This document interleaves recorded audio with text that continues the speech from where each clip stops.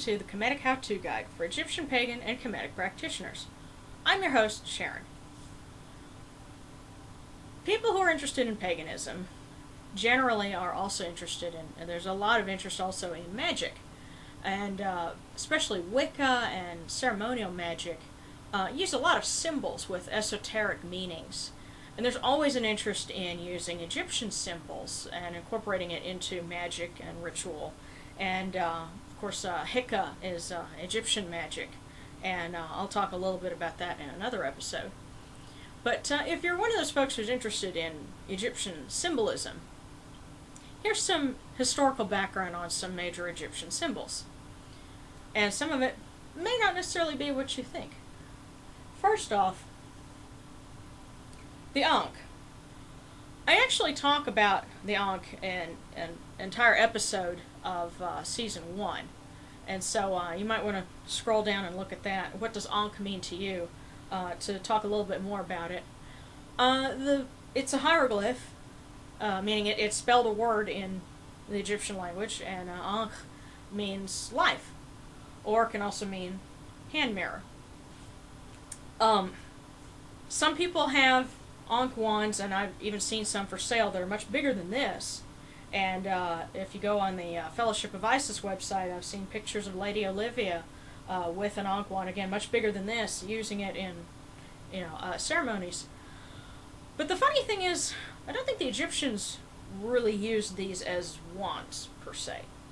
You'll see in sculpture and reliefs, the deities will be pictured holding an ankh to someone's nose, but that's more symbolic because it's life. They're giving life, the breath of life to the nostrils of the king, or to whoever. But what's interesting is there was a vase shaped like an ankh, and this was also from the Tiet exhibit. So if you'll notice, let's see if it'll, there we go.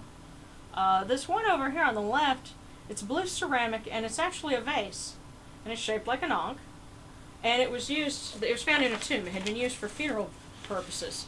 So if you think about it, something is shaped like the word for life, and they're pouring waters on, a mummy, and its mask or the coffin or whatever is part of a ritual. They're restoring bringing the waters of life and restoration back to the dead person. It makes a lot of sense.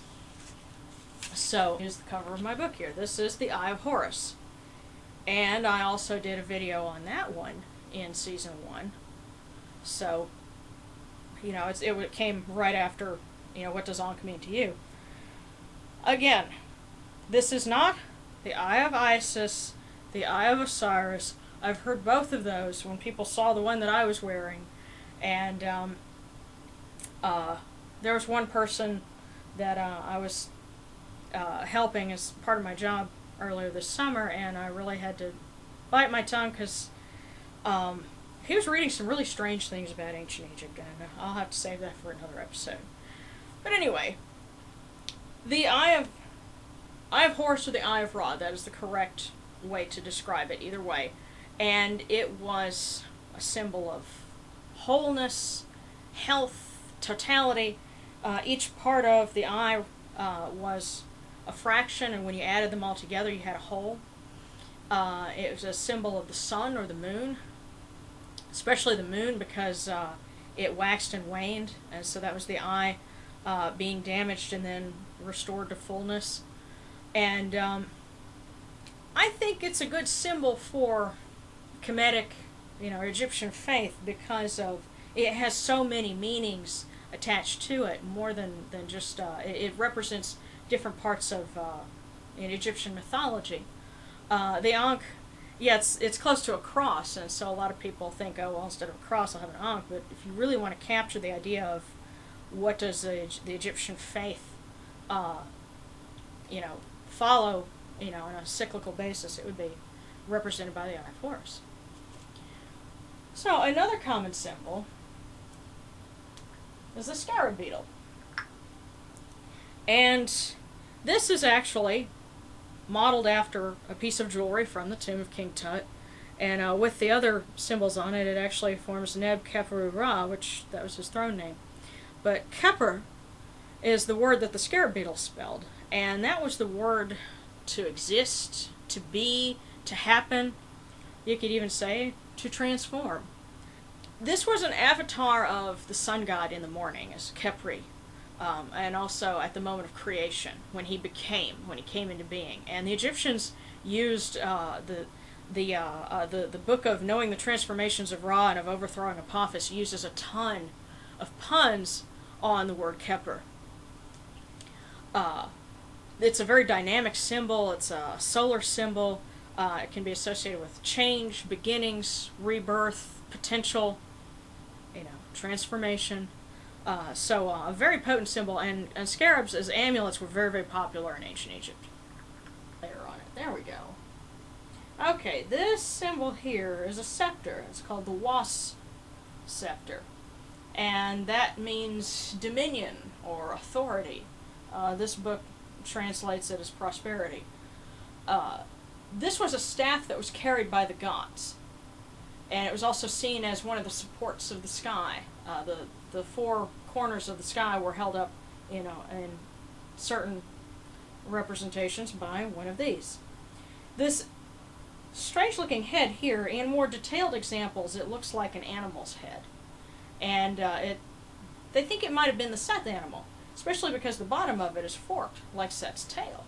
So there may have been an ancient association with this symbol and with the power of Set, although it was used by other deities, and it means power, authority in and of itself. And next to it here is a Jed pillar. Jed is another word. It means endurance or stability. And funny enough, this was kind of a vaguely Setian symbol. This was associated with Osiris. And we're not really sure what it started out being. The Jed, it may have been a tree, a sheaf of grain, whatever, but it came to be understood as the backbone of Osiris. And at the Sed festival and at the Osiris mysteries, what they would do is they would raise a Jed pillar to symbolize that Osiris had been resurrected, and Jed amulets were often put on the mummies of the deceased, but it symbolized enduring nature, unchangingness, eternal life, stability. So that would be the innate meaning of the Jed. Closely associated with this would be, this is a Tiet knot, also known as the Isis knot. And this particular example is jasper. It's most often pictured as being red. And, carnelian is another stone it was carved in. What is it? Well, we're not sure. It could be a sash or a girdle. It might be stylized female organs. It's up to the viewer's imagination on that. Some have even suggested that this might have been a roll of linen that was soaked with blood. That's probably not likely. That doesn't seem like it wouldn't fit in with a lot of other Egyptian ideas, about blood and purity. But then again, you never know. In any case, it was a symbol of protection, especially protection of the goddess Isis. And this was found on mummies, just like the Jed amulet. They were often found together. May have been used for protection in other contexts, we don't know. Knots were a very powerful protective amulet in and of themselves, and I'll talk about that a little more next episode, when we get into Hika. But the last symbol is not a hieroglyph, but it is a very powerful symbol that was used, in a religious context. The disc with the wings on it is called the Horus of Behdet. And you'll see this on, actually if you go and you watch the intro for Season 2 of the Kemetic How-To Guide, you'll see the underside of a temple, and it's got that symbol on it. They would put the Horus of Behdet on doorways and over the tops of shrines, and it goes back to the story called the Legend of the Winged Disc. It's preserved in the Temple of Horus at Edfu. And in this story, Horus took on the form of a sun disk with wings and swooped down to destroy the enemies of Ra. And Ra declared, he told Jehuti, Tot, to put this symbol over all of the doors, of all the temples to ward off evil. Okay, last up, the 4 elements or 5 elements were not recognized in Egyptian thinking. That comes from Greek thinking and a little bit of Neoplatonism, using the elements, and ether and what do these things represent.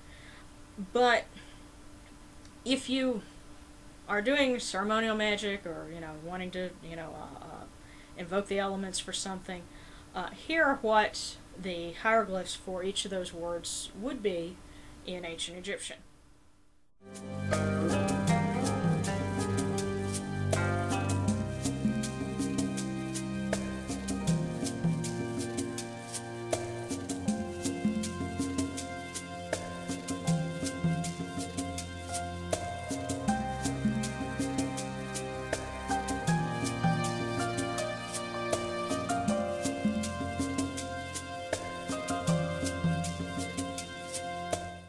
Again, this is just a basic overview of some major symbols that were used in Egyptian times. If you want to get into some of the icons that they used in Hika and in some of their spell work, those can get very complex, and that's worth its own discussion. As a matter of fact, if you get Circle of the Sun, I do talk about correspondences and also Hika, and those are very useful chapters, regardless of whether you're doing this from, a general or a Wiccan perspective, or if you're going for straight up Kemetic. Hopefully both of these will be a resource for you in your own Egyptian pagan or Kemetic practice. So for the Kemetic How-To Guide, this is Sharon wishing you Senebti.